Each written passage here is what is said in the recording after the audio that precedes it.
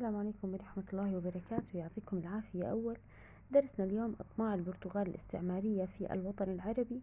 رح نحكي عن التوسع البرتغالي في ساحل عمان والخليج العربي، السياسة الاستعمارية البرتغالية، دور دول اليعاربة في مقاومة البرتغاليين، وننتقل بعدها إلى الحملة الفرنسية على مصر وبلاد الشام. أولا نبدأ هنا. اكتسب ساحل عمان والخليج العربي في القرن الخامس عشر ميلادي أهمية كبرى. لماذا؟ زي ما أنا حاطة هون، طريق تجاري بحري. تمام. ساعد ذلك على اهتمام الدول الأوروبية وخاصة البرتغال، اللي كان هدف البرتغال الوصول إلى الهند عن طريق لا يخضع لسيطرة العرب والمسلمين.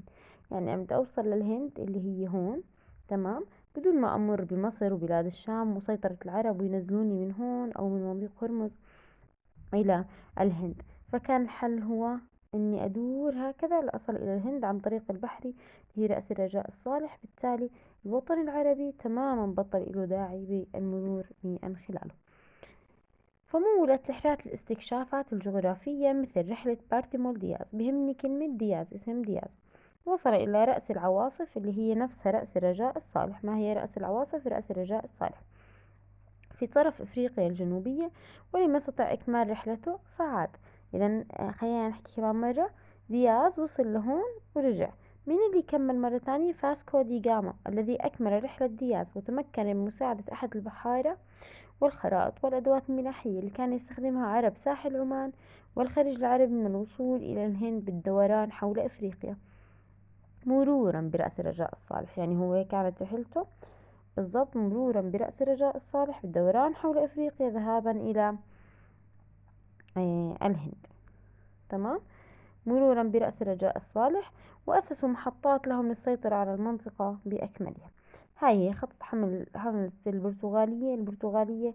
والنقاط هاي اللي هي أو النجوم المستعمرات البرتغالية زي موزمبيق، كلو، منباسا، مانندي، سوقطرة. هلا رح يطلب منا بالخلف انه تعين سقطرى.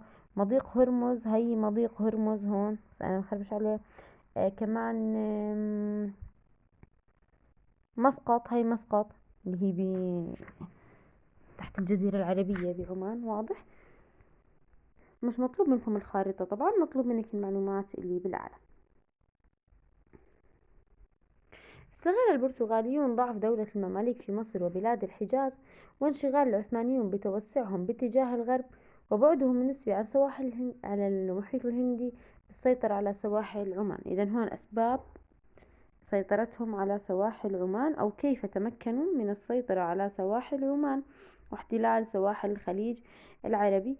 أولا، استغلوا ضعف دولة المماليك ومصر وبلاد الشام والحجاز، انشغال العثمانيين بتوسعهم تجاه الغرب، وبعدهم النسبي عن سواحل المحيط الهندي. ما السياسة الاستعمارية البرتغالية في ساحل عمان والخليج العربي؟ أولا، ممارسة التعذيب والعمل بالسخرة. السخرة اللي هي العمل مقابل الطعام والشراب بدون أجر.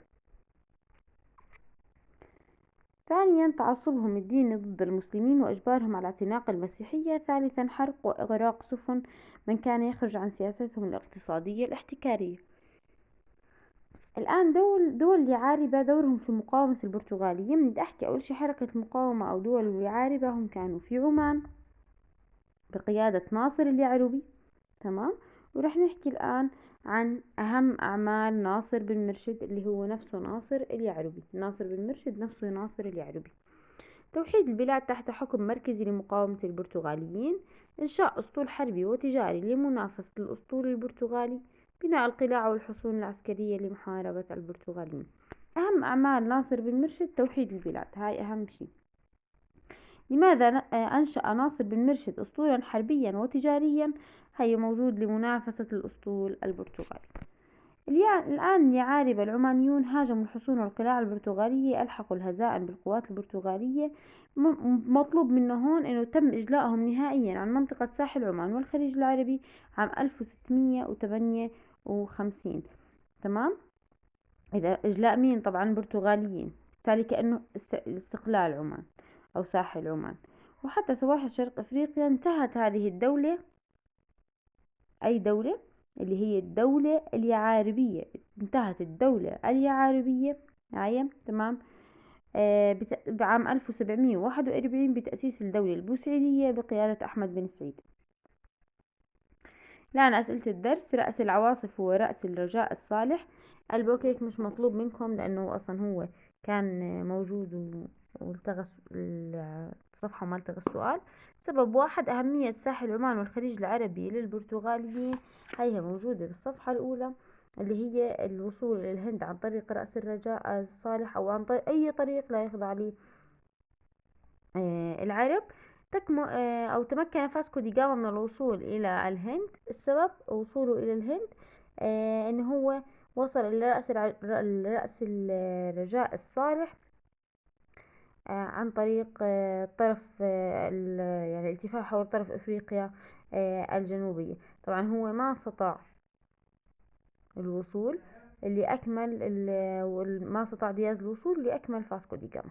السياسة الاستعمارية اللي اتبعها البرتغاليون في ساحل عمان والخليج العربي موجودة صفحة 72، اللي هي التعذيب والعمل بالسخرة، تعصبهم الديني، وحرق وإغراق سفن أي شخص بيطلع عن سياستهم الاقتصادية الاحتكارية. أعمال ناصر بن مرشد صفحة 73، هاي 73 هاي 72. هاي أول إشي اللي هي صفحة 71 وهاي 71 برضو.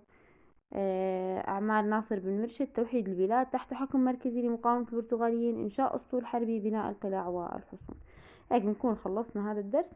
يعطيكم العافية. أول أي استفسار على الخاص إن شاء الله تعالى.